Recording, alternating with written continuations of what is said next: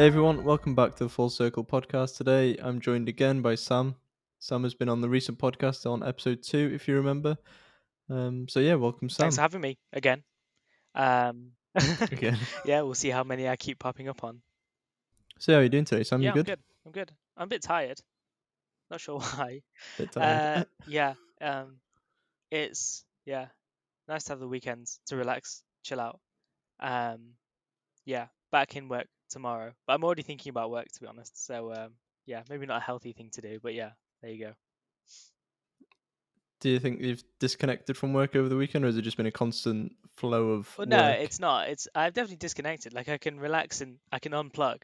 Um, but Hmm. like when you're invested in the work that you do, it's kind of like you want to keep working on it. I find it weird as well, like coming Yeah, from uni, because in uni we were working like 7 days a week. So sometimes it can be a bit weird yeah, to literally. to like turn off at like oh it's 5:30. It's time to turn off now. Like yeah, that can be a bit odd coming from uni, but yeah. Yeah, I don't think we ever really did that, did we? Where we had that disconnect and that break. I remember in the last episode I was talking to Connor about sort of rest and relaxation. So, how do you actually disconnect from your work now? Gosh. Well, pre-lockdown, when people could like be close to each other. I'd go climbing and stuff. I kind of started climbing in second year. Um, because yeah, I didn't really do any sports at the time. Like I tried going to the gym, it just never Hmm. worked for me. I played rugby at school for a bit. And then yeah, like I started climbing. I loved climbing. Um, yeah, I loved climbing, and it just wipes you out completely the day after. And then yeah, I kind of got into that, so that was quite nice to have something um which I could do after uni. Like if I had like a stressful day or I just got like fed up on my project, I could just go climbing and like not think about anything. Hmm. Can't really do that now that we can't go and everything's closed. um but yeah, I guess yeah, I think scheduling me time is quite important. Was that at the climbing hangar? Yeah, so place in the climbing hangar called the Climbing Hangar in Liverpool, which is just amazing. And they have one in London as well. So uh, Oh, I yeah, should as definitely soon go as in like there it then. opens up, I'm gonna go check it out. I mean, it'll be so uneconomical. I'll have to get a 40-minute train to Waterloo to get like another 20-minute tube to go there. But you know, you got to be dedicated to the cause. Yeah, you got to Yeah, do what you love, exactly. don't you? Yeah. Have you been to the new Matchworks one? I think they've opened one in Matchworks, Yeah, haven't yeah. they? So yeah, I feel like climbing is becoming a bit of a thing now. I feel like everyone's kind of Hmm. jumping on the bandwagon. It's kind of like, do you remember when no one drank gin, and then suddenly everyone started drinking Oh gin? yeah, I was drinking gin before everyone else started drinking gin. So like when the people started drinking gin, I was there just we like, go. I'm not happy with this. And then I feel like that kind of happened with climbing. Like I was introduced to climbing, started to enjoy it, and then suddenly everyone started climbing, and I was like, well, this just isn't fun anymore. Hmm. I don't know. Maybe it's just me. Yeah. Well, it was like when I remember when I was started going with you and Mhm. Emily, like those once in a blue moon sessions, and the difference from say when I first started to when we ended before COVID, that was a massive amount of increase in people going to the actual climbing centers Yeah. itself. Yeah, I feel like it attracts a certain demographic as well. Like tutors. I think we had quite a few of our tutors go climbing, and I remember just Hmm. being climbing and then just bumping into the head of architecture who was just sitting in the cafe. Like it's just yeah, a lot of artists, lots of musicians go. I don't know, maybe it attracts a lot of creatives. Yeah, Yeah, I bet he was sitting there thinking, "Oh my god, I thought I've got away from him today," but he he just just shows shows up. up in No, this he's a nice cafe. guy. So yeah, no, always good to see people like that. Yeah. What about you? Do you miss uni? Do I miss uni? Uh, I guess so. Yeah. Well, I don't miss it, but I'm looking forward to going back. Um, Hmm. I don't know. I think it is just something. I suppose you're kind of free. I quite like. There's a lot of liberty involved with university. You can kind of come and go as you please, and you can spend a lot of time thinking, and you can direct your interest Hmm. in lots of different ways. You can be quite hands on and make stuff, or you can attend lectures and learn in a very like academic setting. And I guess I kind of miss that, you know, doing stuff, I guess, Hmm. and having a larger amount of time to do stuff. So yeah, I am definitely looking forward to going back to uni. I think, yeah, I had such a great experience in my first 3 years, so of course I'd want to go back and do 2 more years. And I can see why people do doctorates and Yeah, yeah, and carry it yeah, on. absolutely, yeah. I think it just as a place to explore um, your ideas and other people's ideas and test things out. Yeah, it's really, especially in architecture, just yeah. So I'm looking forward to going back, and I do kind of miss it a little bit, but yeah. Yeah, in terms of sort of my R&R, I think I miss the most is probably hmm jiu-jitsu, hmm because that was such a good sort of stress release when you've been in the library, smashing work, and then you'd go to the session, you just get beasted on the mats, and then you'd have this sort of like physical release of just stress and everything. It was a really good stress breaker. The only downside to it was um, when we had like the competitions coming up and everything that I wanted to compete in. It was like you've got to be on every session, every mat sort of thing, going to every single training that you could. But then obviously that affects your deadlines because you're obviously missing. If it's a 2 hour session, you're going to be missing 2 hours in the studio for every Yeah, time you want to go, and you've got to sort of prepare to go to yeah, jiu-jitsu and whatnot. But no, I definitely missed that, and that was great for social events too. I think groups are a massive, massive importance of architecture in general, because you can meet so many diverse people, like all doing different things within architecture. Who, like I met quite a few just through jiu-jitsu. Just you mention it on the mats, and they're like, "Oh yeah, yeah, I do a bit of this, bit of that," and you can instantly sort of connect with them just through different. Um, well, like we connected sort of through jiu-jitsu, so it's weird, yeah, but yeah. I know what you mean. Like, I suppose part of architecture and just being a designer and stuff is just meeting new people and meeting people with like different mm, perspectives on the world and come from different backgrounds and different interests, because like ultimately it just, expands your knowledge of the world, which is just an amazing thing. But yeah, I think I think I definitely recommend to like students and stuff, whatever subject you do, of like having something else that you do, and just having another mm. output where you can just not think about what you do in your 9 to 5 and chill out, I guess. But yeah, it's just that kind of refreshing cycle which I think everyone should have, whether you sketch or paint or throw people around on mats or climb up walls, whatever. Yeah, Yeah, you just got to find out what you're into, really, don't you? yeah, yeah. And then in some aspects, I mean, we shouldn't really be saying, "Oh, go out to the pub and get drunk and everything," but that's another great aspect of architecture is the social side of it, Mhm. isn't it? When you are talking to these people, making these connections, you can just meet so many interesting people on one night out for, like, say, the LAS socials and the gin nights Mhm. and whatnot. All the people we met through them sort of events, they might not be directly tied to the companies that were sponsoring the thing, but you just make so many unique connections on a sort of daily basis just through doing these events, don't you? Yeah. I mean, architects drink like fish.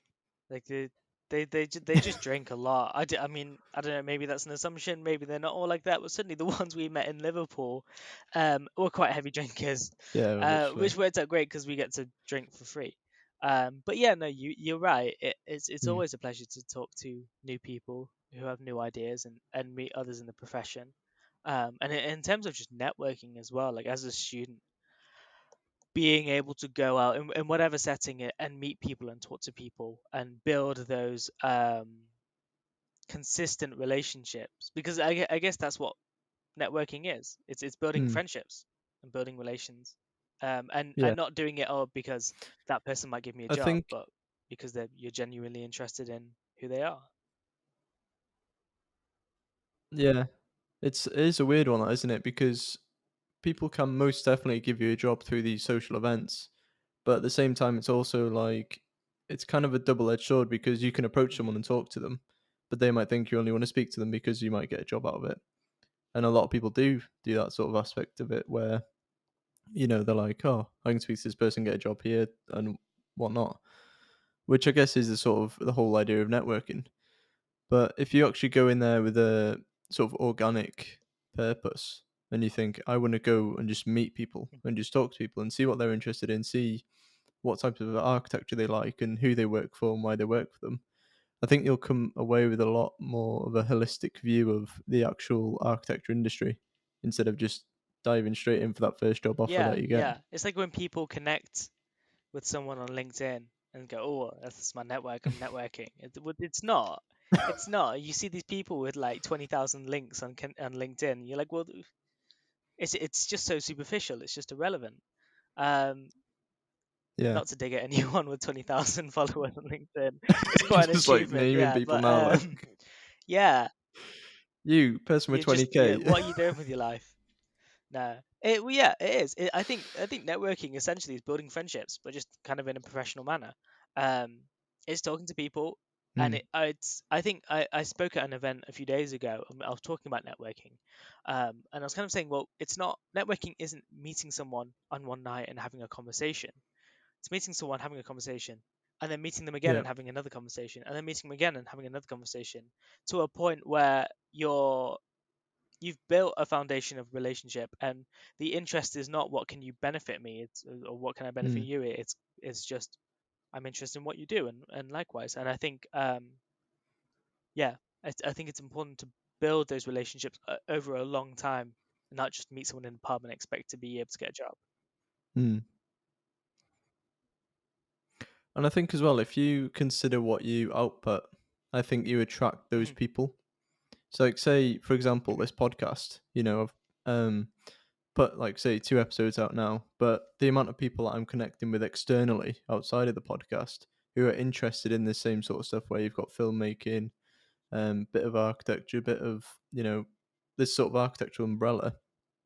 There's so many people I've connected with who are like saying, "Oh yeah, I'd love to come on the podcast and discuss, what they're into and stuff." And I think in some aspects it is really good to just have a network of people that you can speak to and sort of even ask for help as Yeah, well. That's a massive advantage of it, is you can ask them for help if you're stuck on a yeah, problem. yeah, definitely. Like having knowing graphic designers and artists and people who aren't even creatives. It's just it's not knowledge is never a bad thing, and knowing people from other fields is Mm, never a bad thing. So yeah, I guess expanding your umbrella um, is always a good thing. And yeah, being open to new ideas and new people, and yeah, and then so say when you're like editing a video, for example, and you've got no idea what you're doing, you can contact someone who edits videos, and you can say, yeah, "Oh, would you be able to help me out?" And yeah, the benefits can of yeah building a large ranging network can be the very tangible benefits that you get later down the line. yeah. Well, it's like the crazy thing about Full Circle is that the initial sort of name and the idea. Because I remember I was doing the original YouTube videos where I was doing like the reviews and the crits and discussing my work that I've done, and I was like, it's very internal basis. This is more sort of Mhm. all about me and what I've done and how I can help students in that way. But then shout out to Upstairs on YouTube. Um, we actually got on a Google, I think it's like Google Meet or something like that. I don't know Yeah, what it's called. It's yeah, Google something. We were speaking, and I pretty much said to him, this is what I want to do.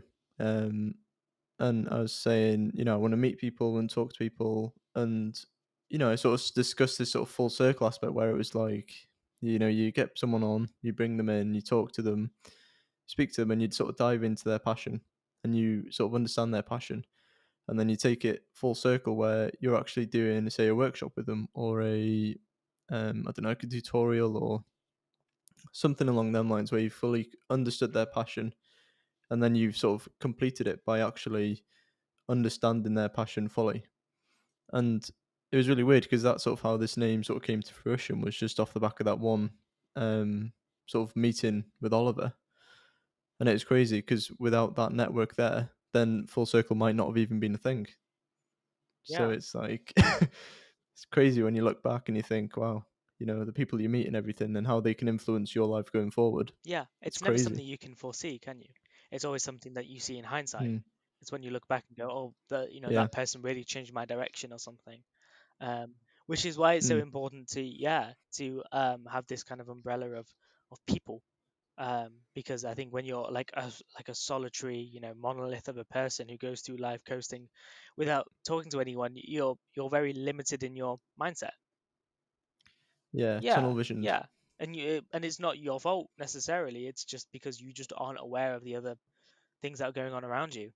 So yeah, I Mm. guess I mean you're a very prime case of talking to people and no and generating like Yeah. new ideas that you wouldn't necessarily have come up with on your own.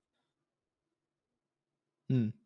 It's yeah, I think you've got to kind of, if you feel like you're on that tunnel vision and you're sort of on that island by yourself, I think it can be quite difficult to actually break that Yeah, cycle. And because in a way you've sort of disconnected yourself from society, from communities, from people, and it's quite hard to actually reconnect yourself and integrate yourself back into sort of society in a way through that aspect of just having a conversation. And I think it is, I wouldn't really know what to say. I think you just have to just throw the boat out there. I think if you find yourself stuck in your comfort hmm zone, then I think that's probably the worst case you can be. And you need to expand your horizons. It's like you, for example, doing the Barbican, um, trying to get onto that sort of platform with, is it the board of directors at the Barbican or something? I think it was a board member of the Barbican, yeah, which I applied to.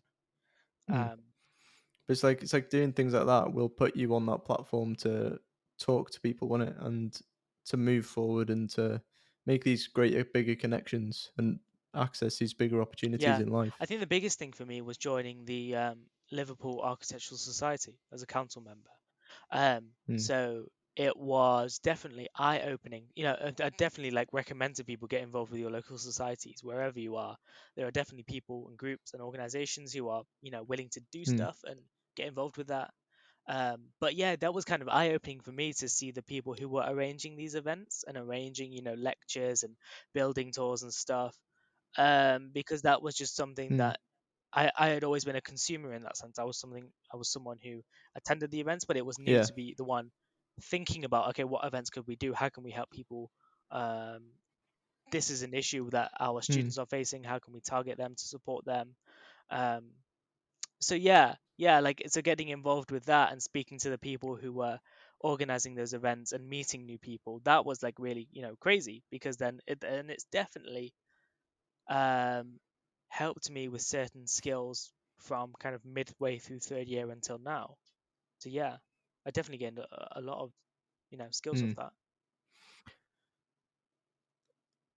I think for me a big one was those lecture series, because I remember we'd always go down to like RIBA North or wherever it was, and I think like we did as we said before, is like the Grimshaw one, the DRMM one, and it's really, I think the DRMM was quite important because it's all It about was timber, and the the Forest of people that, Fabrication exhibition. Yeah. yeah, that was it. And you go down there, and that the audience that event is tailored to, they'll all be interested in at least one area of the hmm same thing. And sort of through that sort of, if you imagine it as a tree, you've got the trunk, which is all about sort of timber and fabricating, and then you can sort of picture these little offsets of categories that other people might be interested in, which you might not have even thought about. And in a sense, going to these exhibitions and talking to people, you sort of get a glimpse into these other sort of branches and these other areas that people are into. And then you never know, you might be interested in it yourself, and you might build a connection through that sort of Yeah. thing. Yeah. Absolutely. Absolutely. I think it's a bit of a skill. Well, certainly for me. I mean, certainly for me, I find it quite hard to approach people and talk to people who I didn't already know. And that was kind of one of the things I generated Mm. in third year was being able to approach people and talk to people. And again, that's kind of one of the things I learned as part of the Liverpool Architectural Society. So like going to like say the Forest of Fabrication event. Is that right? Yep.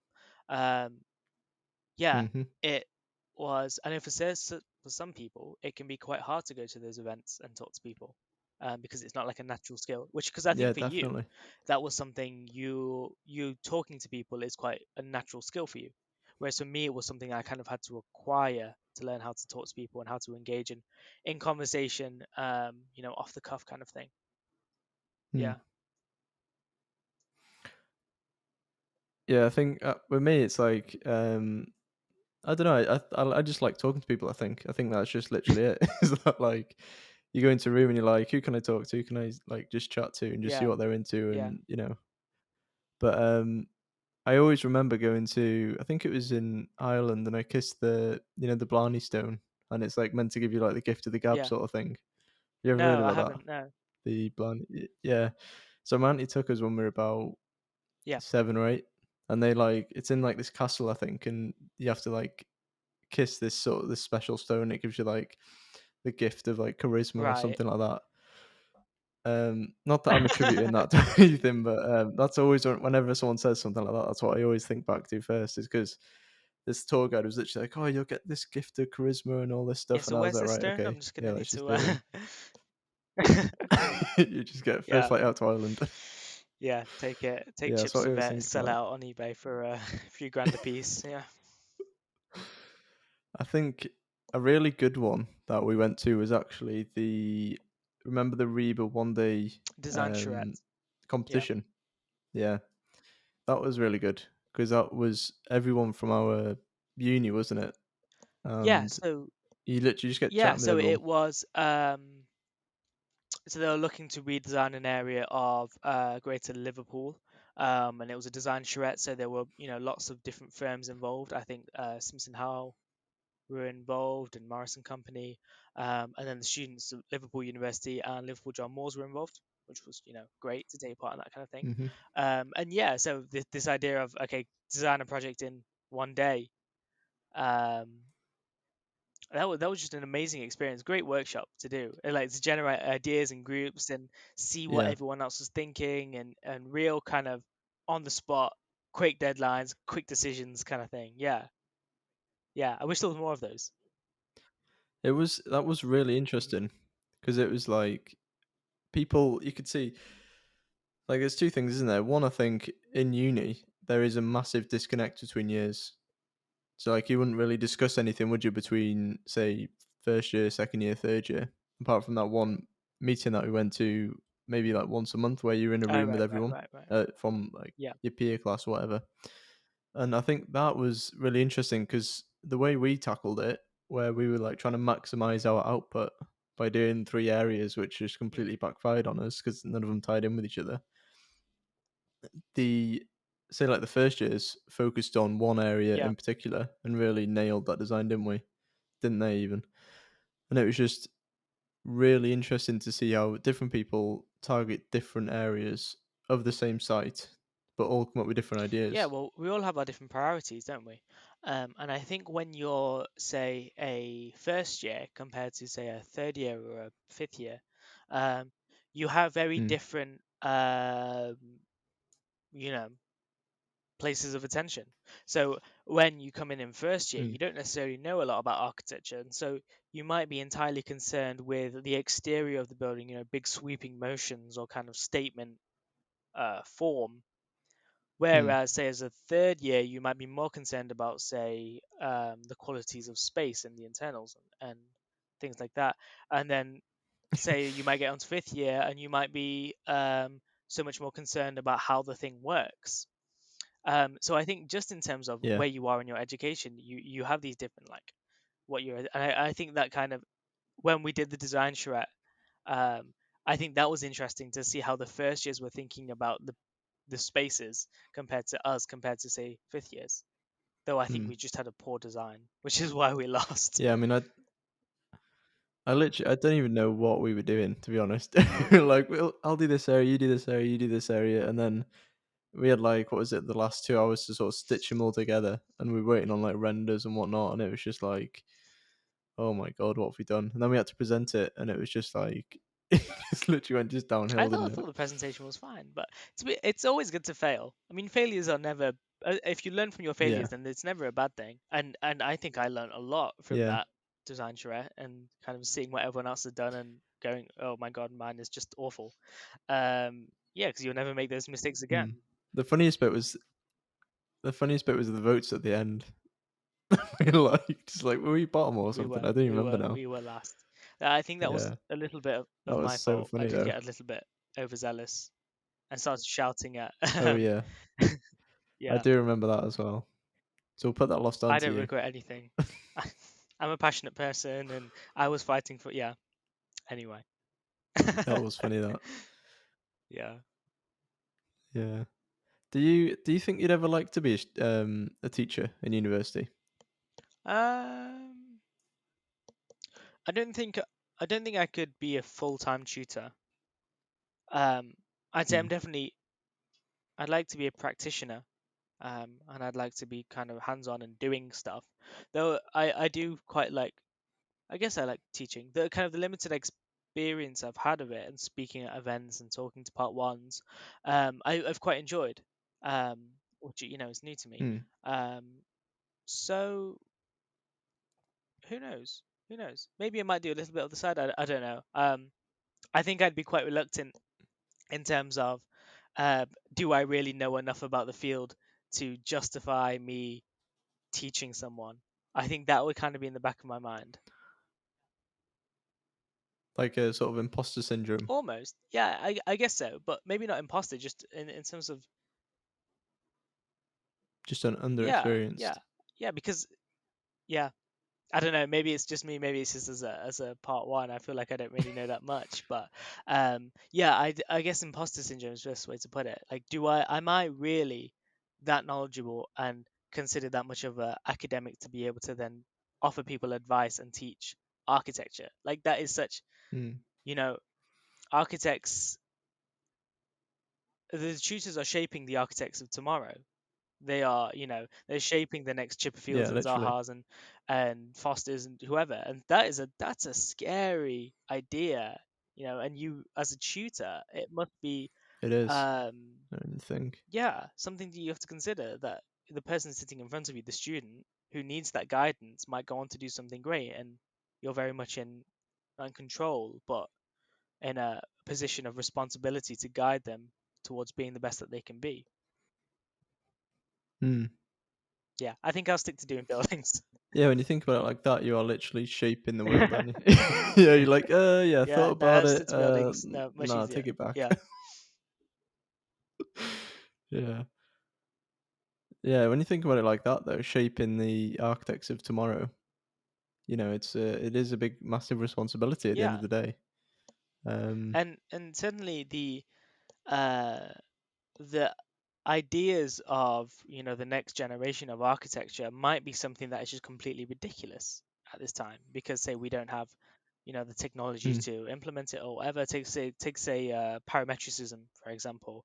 30 years ago, 20 yeah. years ago, that was something that conceptually is quite nice, but could you build it? No, not really. But kind of now that has become something that Mm, can be implemented, and I think is quite common now, because suddenly we have the technology and the tools to be able to cheaply, mm, not cheaply, but we can make those buildings now.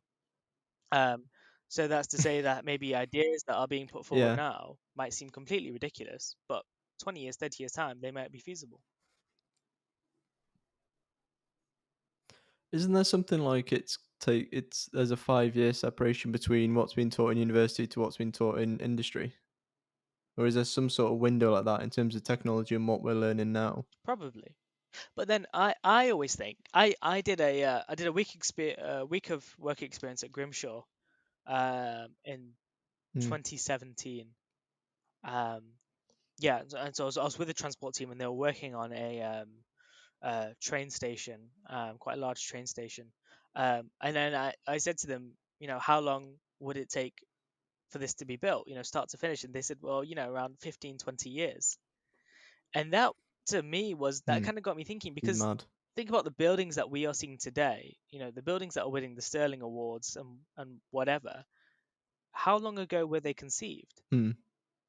How long ago were they thought up and designed? Yeah, Yeah, that's so true. so this lag, there must be a bit of a lag between buildings when they're designed and when they're built, and when they are exposed to the world and their ideas have become, oh, well, look at these new ideas. Well, that was 5 years ago. That must be a really difficult thing to nail. Because, I mean, especially if you've got, say, a brand new train station that takes 20 years to build, in 20 years' time, you could have, like, say, a teleport or something. Do you know what I mean? Some new tech could I'm come not out sure that about teleporter, completely but I think I see what you mean. where it could completely eradicate Mhm. train stations. And it's you're spending 20 years to build a train station that, might be made redundant in, Yeah. say, Well, I 5 suppose years. some of those 20 years are a bit of bureaucracy and working with government and whatnot. But um, yeah, definitely. I think to come up with contemporary ideas in 5 years' time, Hmm. 10 years' time after that building is built, those ideas might not be as contemporary as they once were a decade beforehand. Well, I mean, if you imagine, say, for example, Mm, like a stadium mhm. that's being built, and then you have COVID, Yeah, it's like there's no way you could yeah, predict that's true. how COVID would influence the Yeah. stadium, for example. So the stadium's still being built exactly the same, but it's still not going to be used for its full purpose Mhm. just due to COVID. Mhm. Or even That, certain advances in materials, for example. So, like, say if you did let's say you did an art gallery and you did it out of a certain hmm, concrete or something, I don't know, and then say there are advances in you know the making of concrete, and suddenly we can get a much more environmentally sustainable and renewable concrete that has the same structural performance, hmm. and that might come out say a month after the building is finished.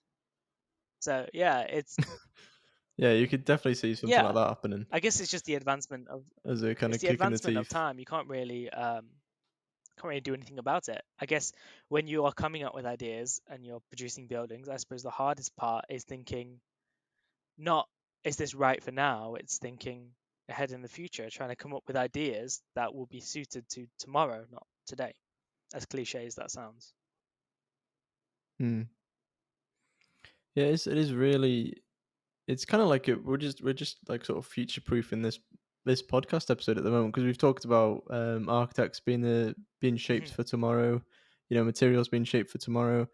It's crazy when you think about architecture as this thing is building the mhm. world of tomorrow, and all the new technology and structures that come out. And I mean, even if you imagine, say, if we ever end up going to Mars or whatnot, and the materials that could be brought back down to Earth, it'll just completely change everything, won't it? You never really know how something being built today will look in 20 years' time if new technology and new materials come Yeah, out. What do you? exactly. And I think it's the same with design as well. Say if I'm just trying to think of a new building that's kind of come about quite recently. Can't really think of any. Okay, well let's say like a Foster building. It's just released, shared on Instagram. Mm, It's one of the the new Apple buildings or something. They do something fancy with mm, glass or steel, and you're like, wow, that's amazing. I'm gonna take inspiration from that and put that into my design. I'm gonna do this, library or something that has kind of that kind of aesthetic that Foster has done now. I'm gonna do that, incorporate that. By the time it gets built, mm. someone's gonna be looking at that and go, oh, well, that's really old. Foster did that like 10 years ago, isn't it? Yeah, Yeah, that's just crazy. I think. but then a contrast to that is if you imagine Mises' work Hmm. back in the day when he built like the Yeah, Seagram building compared to now, people see that as like one of the best pieces of work in the world in a way, and that was sort of way before its time. So I think you'll still get these little independent one-off buildings that are way ahead of its time. yeah. Though, I mean, I know some of the kind of the great modernist buildings, of Corbusier and stuff. Some of them became Mm. quite run down. Um, Yeah, and they had a lot of well, yeah, failures, just didn't they? because they were like, oh, it's Corbusier, it's old. No one really cares about that. It's only after a certain amount of time extra passes that we then remember them for what the great buildings that they were. It's kind of like classic cars. Car comes out, it's amazing, it's great, it starts to get old, and then it hits like 20-year point where it's Mm. just an old car, and then after that 20 years, it's just an It's old just an car, old and car then at like that point. after Sell like it, scrap another it. 20 years, the value starts to go up, and suddenly it becomes a piece of classic design that shaped a generation of cars, and I think it's the same with buildings. Yeah. So with the modernist buildings, So do you think then in that sense that it's been romanticized, what has the buildings? old buildings or like. Well, no, but like say the Yeah. Seagram building, that had a lot. I'm pretty sure that had a lot of internal problems with like ventilation, and the technology didn't really keep up with the Mhm. actual building itself. So, do you think in that sense people have romanticized Mies and his buildings that he built back then, and in comparison today, it wouldn't work?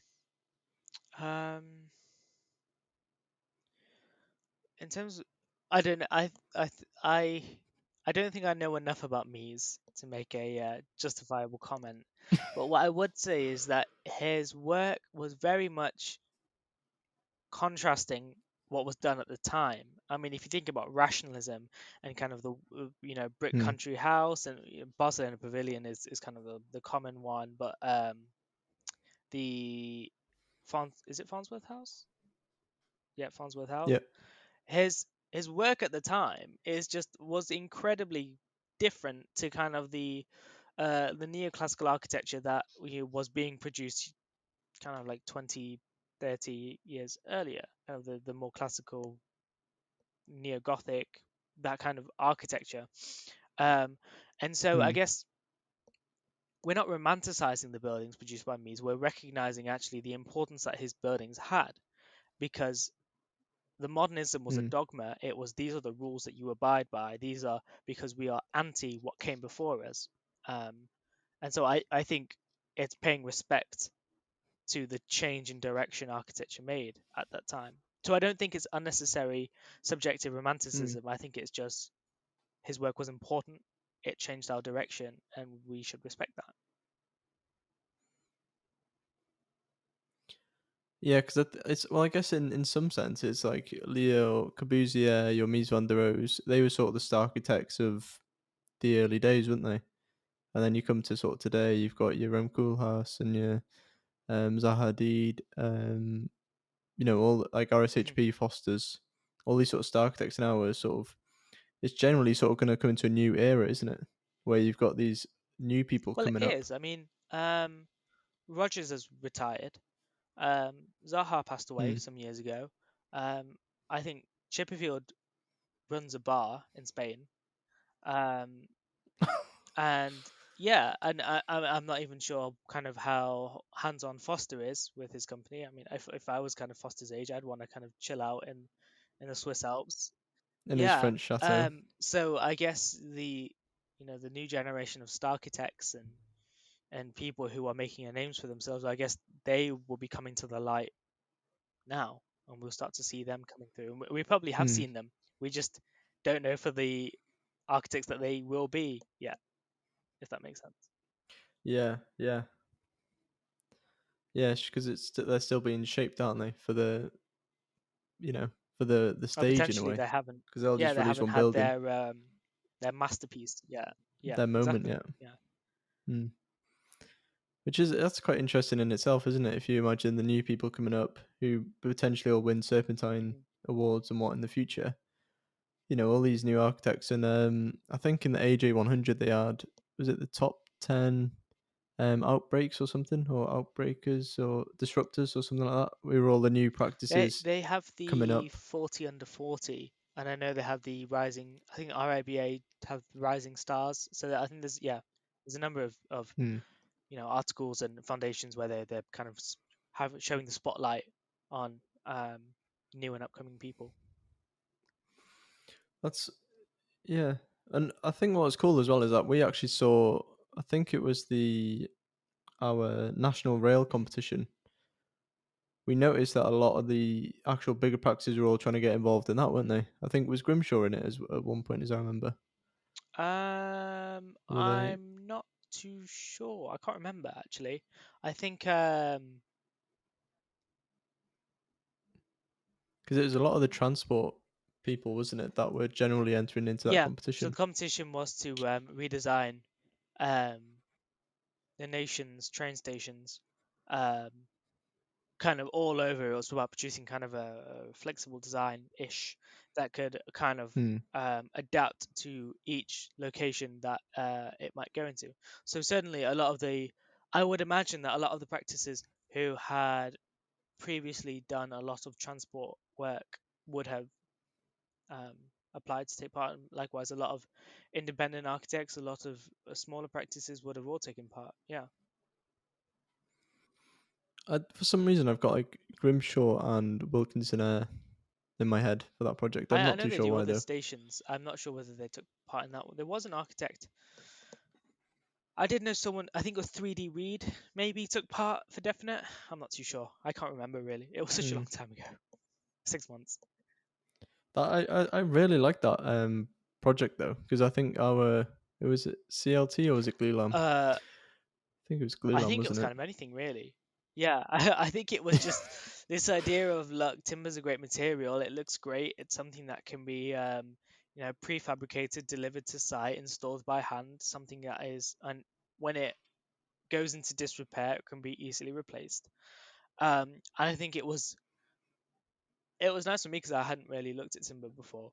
Um, and Yeah. I guess the project was just kind of showcasing timber and the possibilities we could do, and getting some really nice form that could be pragmatic in serving as Hmm. a train station and serving as a shelter, but also being highly sustainable and renewable. Yeah. Yeah, that was just because I remember we did that project straight off the back of when I did the corking workshop, Hmm. didn't we? So I was all mad obsessed about timber, and then you came round, didn't you, before COVID, and we just spent that whole day or whole 2 days just mapping it out, and then we did that full project for it, and then we actually measured it out in my Yeah. garden, didn't we? The 90 square 90 space, square meters sounded like a lot at the time.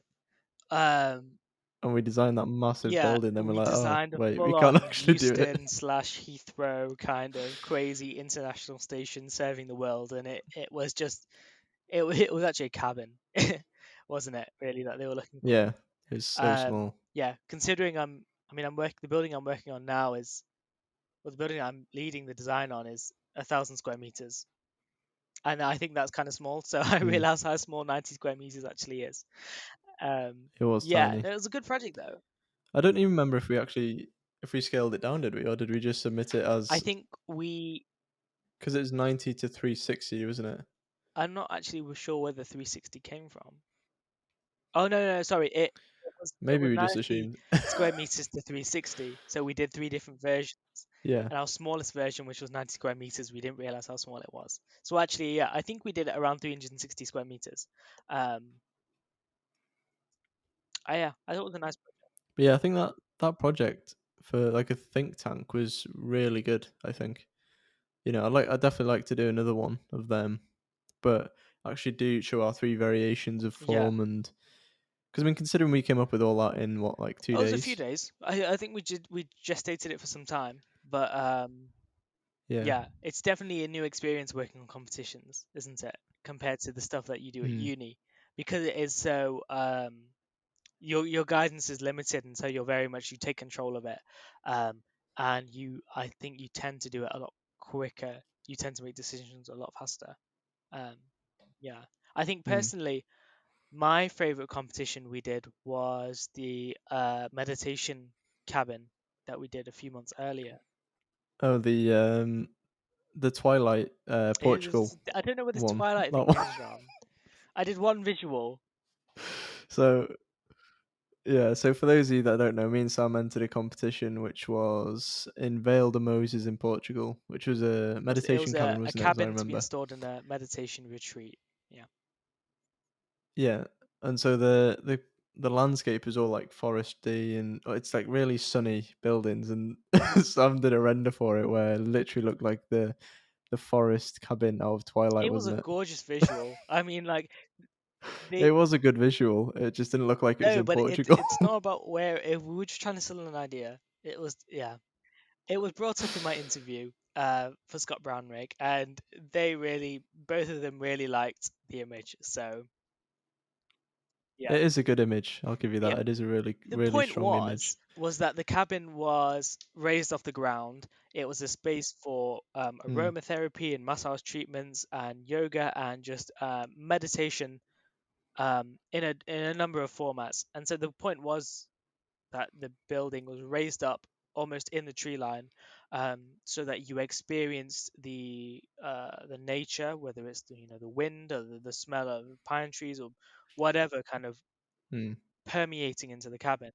Um, Yeah, creates an aroma Yeah, around itself, and doesn't I it? think the visual was key in showing that cabin kind of energy. I hope you can show this on the video, because otherwise this is just going to sound Yeah, completely I'll put alien. it in. But yeah, see if it holds up to people's critique. That I remember the facade we did for that. That was a really nice facade because it granted privacy, but you could still get the breeze and the smells coming through. And Yeah, yeah, so that was a so good project. That was. it was to maintain that privacy, because the issue was is um, how do you keep a meditative, if that's a word, um, a space of meditation, how do you retain the privacy that you kind of need for those spaces, the privacy you would Hmm. need for kind of aromatherapy and massage therapy? How do you keep that, but also allow sightlines and allow people to reconnect with nature visually, but also through sensation? And so, kind of the fins that we had that were along the facade meant that when you were at the ground level, you looked up and you Hmm. couldn't see into the cabin. But once you're inside, you can look out and you see these slits of the trees around you, and the wind is allowed to permeate. Yeah, I think that's one of my favorite projects I've done. Um, I would like to build that at some point, definitely. Yeah, because I think it's something I could feasibly build. It would just be getting I think really I would need to get planning permission for it because I'd have to dig foundations, and also I'd need the land to build it on, Hmm. and I would need funding to actually get the material, and the design doesn't really fit in considering it was designed for a Portuguese climate with minimal rain Hmm. compared to our climate. Um, so there are a few teething problems, but genuinely, I would really like to build that. I think Hmm. it'd be really fun to build. It would be really educating, and I don't We think should the just materials would cost that much either. no. I think we could definitely build it just one summer Yeah, but where would we build and just find a bit of land in like it? greenfield Okay, site or something in the middle of nowhere and just build that'll it. go down well. I'll let you lead that then. But then yeah, and it's like the only thing is what do we do with it after it's been built? Do we just leave it like to sit there and just be Well, like, the oh look? concern is that it falls down and hurts someone, and then we would be um, liable. So maybe we shouldn't do this Hmm. at all. Maybe we could build it though and rent it out to like a masseuse or like an aromatherapist or you know, Okay. could be a little You know side what? venture I'm for gonna leave this to you. I wash my hands with this. This is all yours. You run with it. Yeah. see and then we come back and I've built it and I've rented it out and you're like, oh, can I get on that now? I'll build my own somewhere else. You'd be like, remember when we designed that together? Can you know get me on that? Yeah. I don't know. I think we should definitely do more competitions though, I think it's because it's a good mix, isn't it, between uni and work? yeah. I You've feel. got the space to come up with interesting ideas, and the briefs are generally a little quite loose, I think. So you can come up, and I suppose Hmm. if you're looking at it as this isn't going to get built, I'm just going to come up with whatever I think is best. You're kind of then a little looser to your design proposals. They might be a little bit more experimental or use material Hmm. which you're not too familiar with. So yeah, in that sense, I think competitions are really good to do. And oh yeah, I think I would like to do more. I guess it's just the time to actually spend on them, which can Yeah. be it can be hard to finish work and then do your own private projects. Oh, and Hmm. yeah, and get the Yeah. motivation to do it. I tell you what then, why don't we in the next I'm sure you're gonna be on another podcast episode, but in the next episode, why don't we Hmm. get a brief and see if we can design it within the podcast episode and see how far Okay. we get? Okay.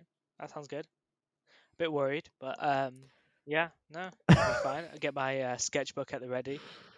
Yeah, I should be able to churn some through Yeah. some ideas quite quickly. Fingers crossed. Mm. Hopefully it'll be well if COVID's not around for too much longer and we can do a proper setup and get it going. get a full project Yeah, brief. who knows when that'll be? Maybe this summer, maybe Yeah. 4 years from now. No, Yeah, we who don't know, do knows? we? But yeah, no, that sounds like a really good idea. I think it'd be really fun to do, really interesting. Yeah, maybe not a massive brief. Don't come at me with design No. this, million square foot library, Design whatever. London in 2030. Yeah, no, And then what we can do as well is then promote that to our listeners and see what they come back with and absolutely. compare and see, I think that'd be really interesting. It'd be like 1 hour maximum to come up with a concept design for a brief, well, not from a brief, but come up with your own idea from the brief, and then we'll do like a full review video after, and we'll demonstrate who's done what and whatnot. I think that'd be really good. Yeah, let's do it. Yeah, slightly worried, but yeah, Sweet. looking forward to it. Should be good. And on that note, I believe that is the end of today's podcast. So thank you very much for joining me today, Sam. I know you've been Thank you busy, for having me. but Always be a pleasure. yeah, I do appreciate it. And as always, we will see you in the next Full Circle podcast episode. So, See ya. bye.